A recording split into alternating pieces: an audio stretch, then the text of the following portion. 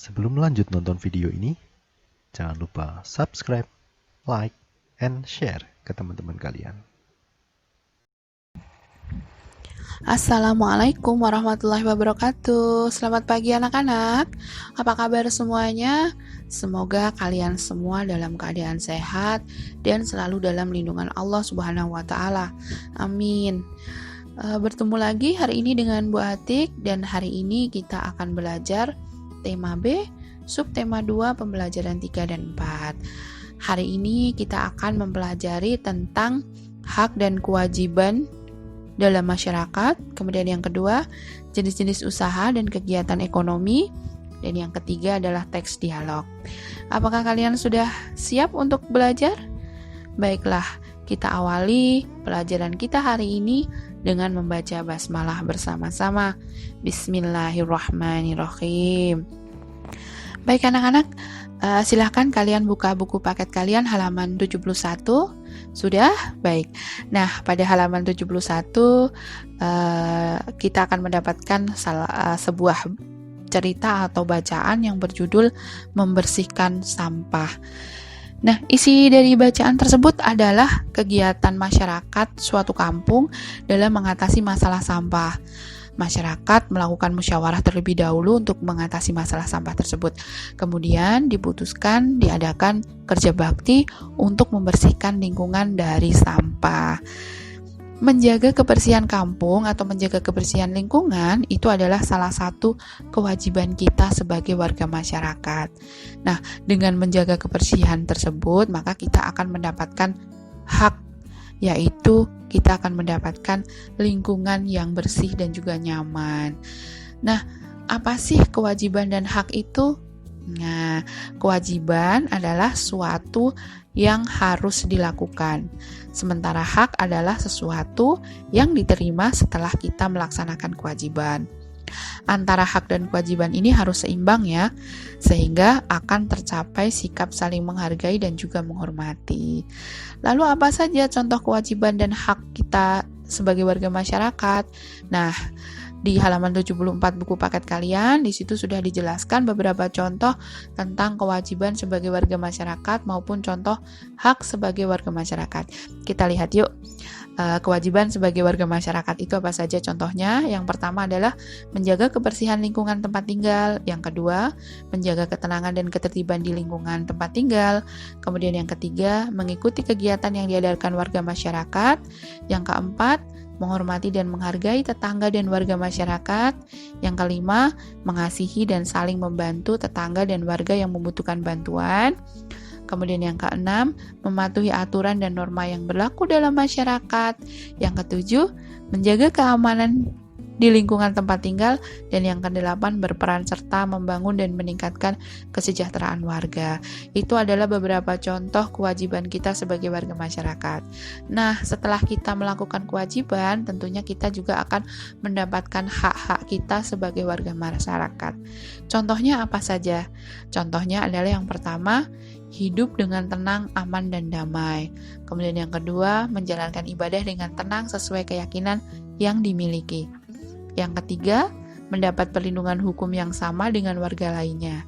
Yang keempat, mendapat kesempatan untuk berpendapat dan berorganisasi. Yang kelima, dihargai dan dihormati warga lainnya. Yang keenam, hidup dalam lingkungan yang bersih dan sehat. Yang ketujuh, mendapat pekerjaan dan penghidupan yang layak. Dan yang kedelapan, menggunakan sarana dan prasarana dalam masyarakat. Nah, itu adalah beberapa contoh hak kita sebagai warga masyarakat.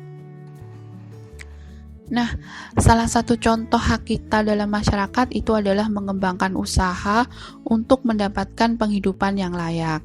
Usaha yang kita kembangkan bisa kita kelola sendiri ataupun bisa juga dikelola secara berkelompok. Nah, untuk lebih jelasnya, yuk kita lihat bersama-sama penjelasan tentang pengelolaan usaha pada halaman 76.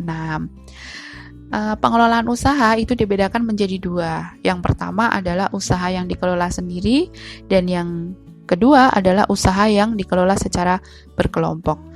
Usaha yang dikelola sendiri adalah usaha yang umumnya menggunakan modal sendiri, tenaga sendiri, dan atas tanggung jawab sendiri. Keuntungan yang diperoleh pun juga untuk dirinya sendiri dan keluarga.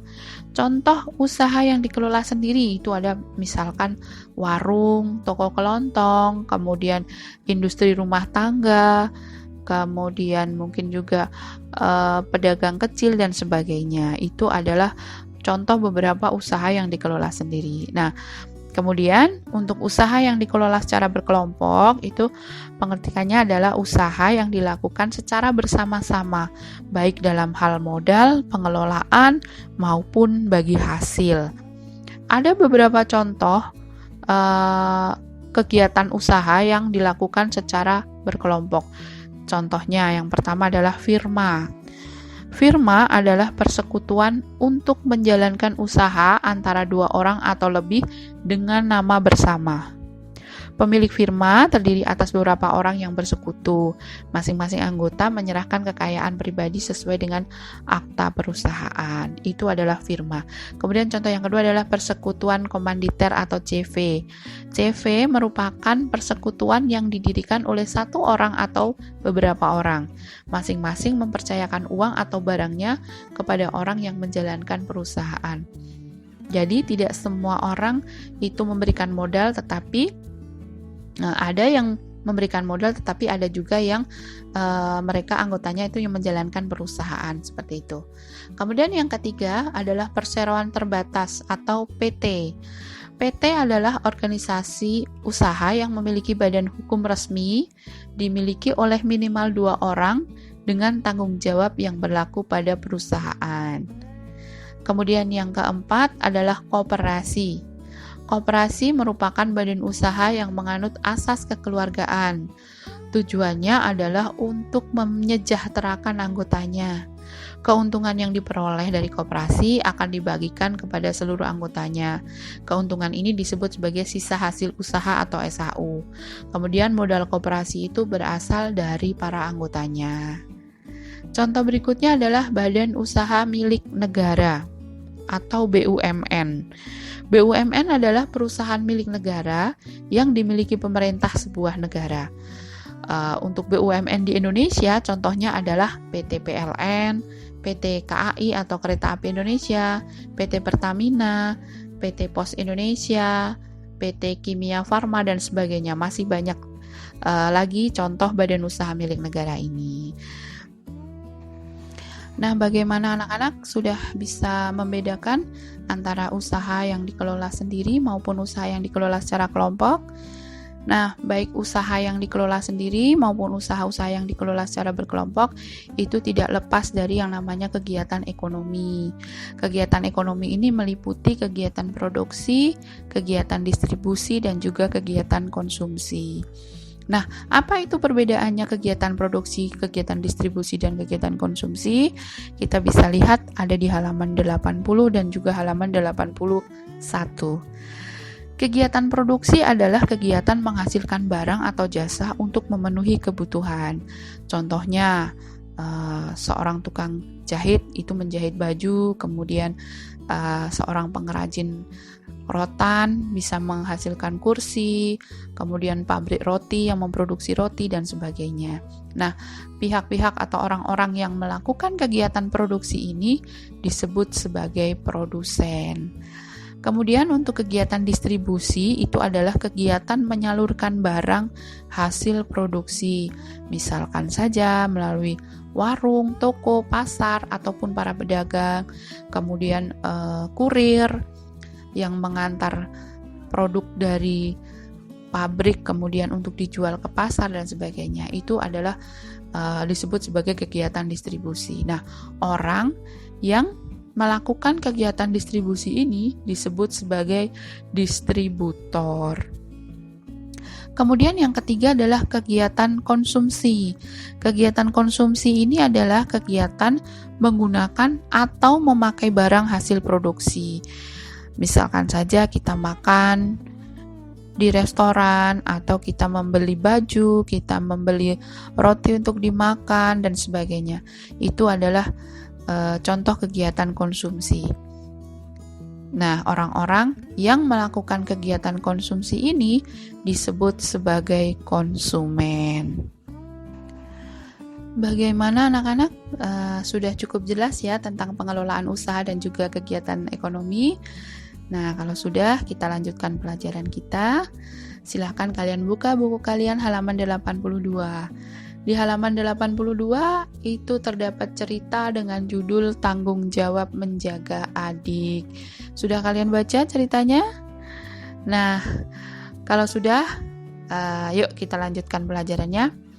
Dalam cerita berjudul Tanggung Jawab Menjaga Adik itu banyak sekali kalimat percakapan. Dari awal hingga akhir cerita yang berjudul Tanggung Jawab Menjaga Adik ini, cerita itu dipenuhi oleh percakapan para tokohnya. Contohnya adalah seperti di halaman 82. Nomor 1, nah betul kan apa yang aku duga? Ngompol lagi, seru Pin jengkel. Nah, itu adalah contoh kalimat percakapan. Kalimat percakapan itu adalah kalimat langsung ya, biasanya kalimat yang berisi klausa langsung dari seseorang. Biasanya itu diawali dan diakhiri dengan tanda petik. Nah, kalimat percakapan ini bisa berbentuk kalimat perintah, kalimat berita, dan juga kalimat tanya. Nah, agar lebih mudah untuk membacanya, maka kalimat percakapan ini bisa kita ubah menjadi teks dialog. Contohnya ada di halaman 85 bagian bawah. Nah, dari contoh kalimat percakapan yang ada di bacaan, bisa diubah menjadi kalimat atau menjadi teks dialog. Nah, bisa dipisah antara percakapan antara Pin dan Mama. Bisa dilihat di halaman 85. Nah, tentu saja cara membacanya itu akan berbeda ketika kalimat tersebut merupakan kalimat perintah, kalimat berita, maupun kalimat tanya. Jadi intonasinya disesuaikan dengan tanda baca yang mengiringinya. Nah, itu adalah sedikit contoh tentang teks dialog yang diambil dari kalimat percakapan pada bacaan Tanggung Jawab Menjaga Adik.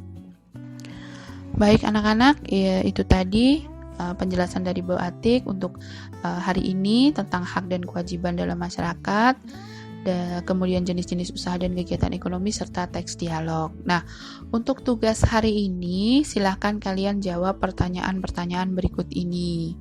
Yang pertama, tulislah masing-masing 3 contoh kewajiban dan hak kita sebagai warga masyarakat. Kemudian yang kedua, sebutkan contoh usaha yang dikelola secara berkelompok. Yang ketiga, apa yang dimaksud kegiatan produksi, distribusi, dan konsumsi. Nah, kerjakan tugasnya dengan baik dan penuh tanggung jawab ya. Jangan lupa tulis jawabannya di lembar jawab. Baik anak-anak, untuk pertemuan kita kali ini Bu Atik rasa cukup. Semoga apa yang sudah kita pelajari dapat bermanfaat untuk kita semua dan juga menambah wawasan serta pemahaman kita. Jangan lupa untuk sholat tepat waktu, tadarus Al-Quran, membantu orang tua, dan tetap semangat belajar. Baik anak-anak, mari kita akhiri pelajaran hari ini dengan bacaan hamdalah bersama-sama. Alhamdulillahirrabbilalamin. Assalamualaikum warahmatullahi wabarakatuh.